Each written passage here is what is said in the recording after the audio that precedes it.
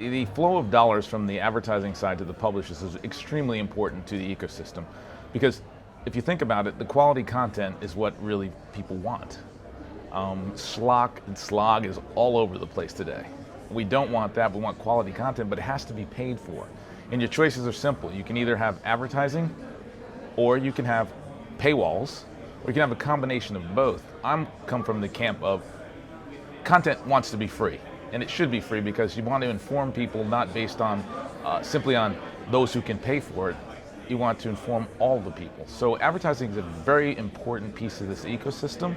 But today we have a problem. The problem is there's so much friction between that dollar that starts with the advertiser and what gets to the publishers that funds journalism, if you want to call it that, or quality content.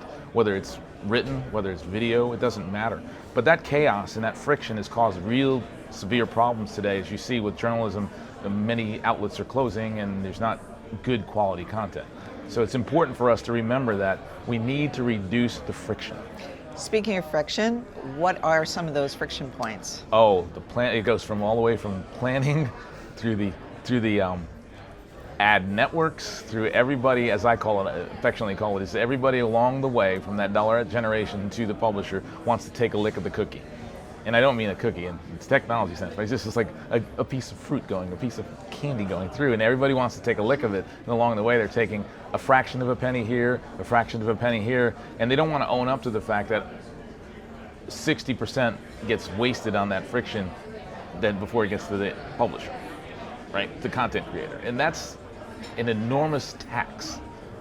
And if you want quality content, the ecosystem itself has to own up and say, we are part of the problem and we need to fix this if we want to have quality content, because ultimately those two equations need to balance. When we talk about ad tech, we often focus on targeting and measurement. Mm-hmm.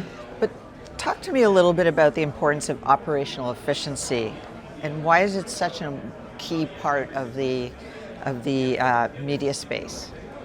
Well, when you talk about efficiency is it's a kind of a, what I think it is versus what you think it is are two different things. I want to start at the beginning and say planning is inefficient. I want to talk about the way the dollar flows through, the ad tech, everything, and how they are not really efficient. We can think they are, but from the time that a dollar is actually thought about, let's go through the system, to when it gets to the end, it's an enormous amount of time. It's an enormous amount of time. So when we talk about that efficiency, we say, hey, how can we improve this? What technologies can we apply? AI is a great one. I mean, we can talk about AI all day, and we probably will, but how do we improve that to make it so we're not really focused on process, right? Process is process. Process is, that's not really thinking. That's not really smart. A process is a process. What's important to it is, look, what are you trying to accomplish, right? So if we can really take what am I trying to accomplish and then say process is different, take the process and make that much more streamlined, we end up in a better place. We get compression on time, we get better results, we get humans thinking about things in a different way. So we are going to talk about AI, and as we know, AI is everywhere right now. And so how can it help with automation? How can it help reduce the complexity and create more value? Yes, and that's the process question. I just talked. The way that AI comes into play is that a lot of people think about AI as AI generated, meaning AI does the work. I'm more in the camp of AI assistance. AI assistance is important because it takes process, makes it faster, it gives me more time to think. I'm a publisher. I actually have my own publication.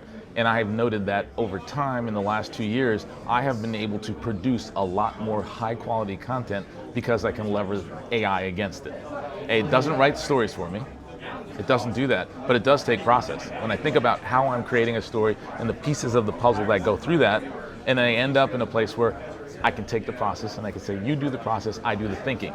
That's AI assisted, that's not AI generated. And you apply that in the ad tech and the ad system. We're seeing that now today with our own solution, Compass, which is eliminating 40 to 80% of the work that's known as process and allowing people to think more about what am I trying to do? What am I trying to accomplish? What result am I seeking? as opposed to I have to do this rote task over and over and over again.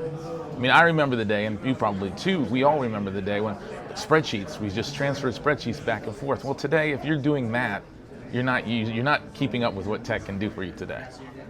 And the beauty of it is that those processes, I keep saying it over and over to people, it's like, look, you get to think instead of do. So what kind of changes can we make to make it easier for advertising dollars to reach publishers and creators? Yeah, I think, I just talked about the getting more dollars to the publishers and the creators process will make that happen, because I don't need to pay that tax as much. When I talk about when I speak about a 40 to 80% reduction in process timing, you can make a choice. You can make a choice to keep the dollars yourself or return them to the generation of high quality content.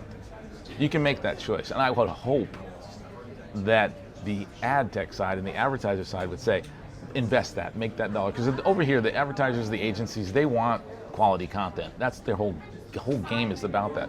And you would hope that in the end they'd say, well, if you can make it more efficient, and the publisher gets, instead of getting 40 cents on the dollar, the publisher gets 80 cents on the dollar, and they, on the other side of the bargain with them, is you're going to invest that in more quality content. It's a virtuous cycle.